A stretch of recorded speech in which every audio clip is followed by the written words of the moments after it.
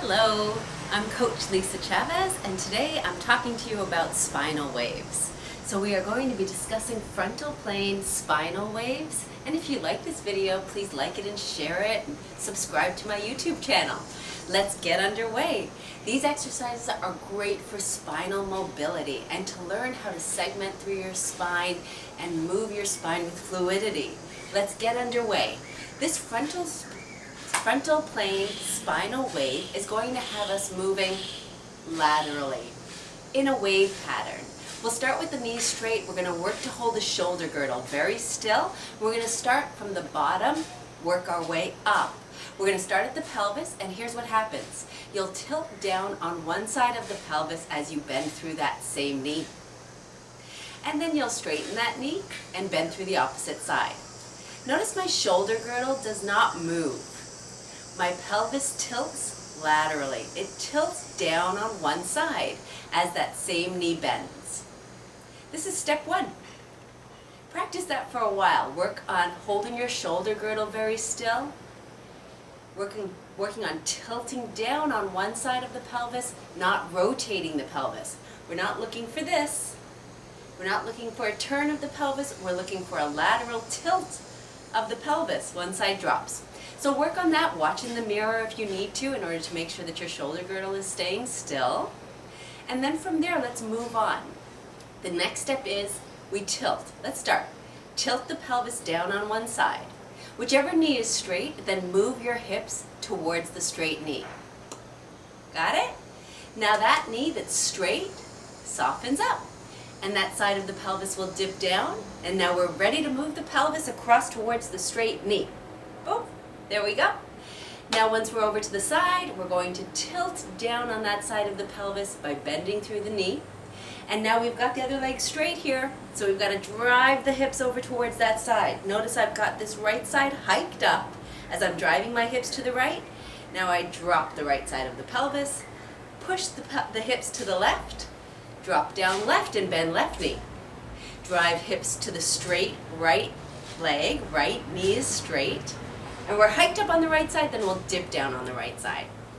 Okay, let's get ready to move it towards the left straight leg. Left side of the pelvis is hiked up for now. Then we've got to tilt down on the left side.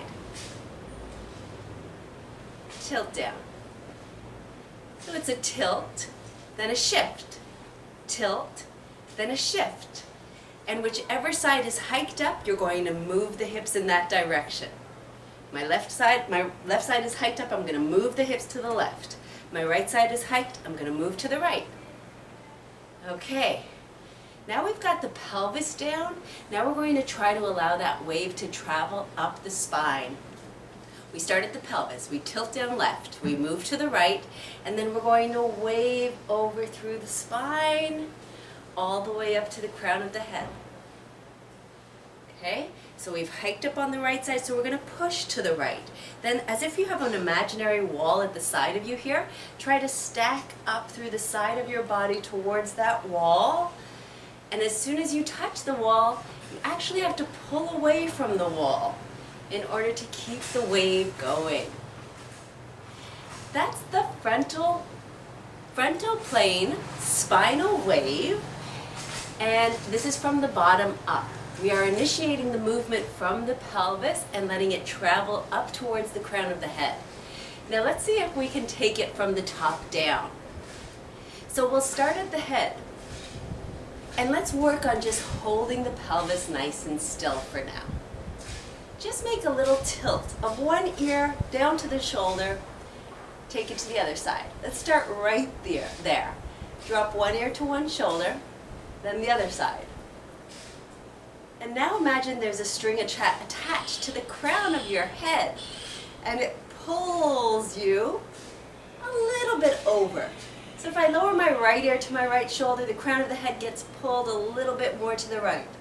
Notice how my shoulder girdle is starting to tilt. I drop down on the right side of the right shoulder girdle as I move the head to the right, and I'll dip down on the left side of the shoulder girdle as I move my head to the left. And we're simply going to allow this to travel down the spine. Right now we're only moving in the neck and the upper back.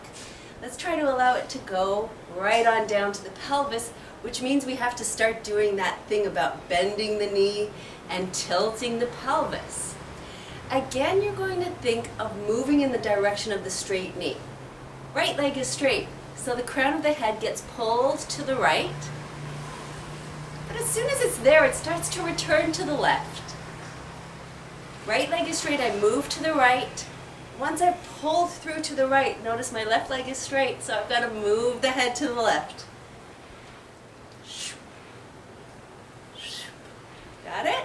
Try to keep your tailbone slightly tucked under. I say this because I notice most people go into an anterior tilt of the pelvis, meaning they're arching their lower back too much. So just scoop the tailbone under a little bit and keep practicing this. This is what I mean. I'm going to show you my profile. What you don't want is this. See how my tailbone is kind of lifted here? We don't want to be in this position. We want to be a little bit scooped under. Lastly, I'm going to show you this drill from my back, from my posterior view, because I'd like you just to see the spine moving in the wave-like pattern. But before I move on to that, I want to let you know this exercise takes practice. It might take you days, months, years to get that fluidity of your spine, so be patient with it. Spend 2 to 5 to 10 minutes a day working on it, and you'll see it does get better over time. Okay, so let's see it from behind, and again, thanks for watching, and if you like this video, please like it and share it and subscribe to my YouTube channel. Here we go.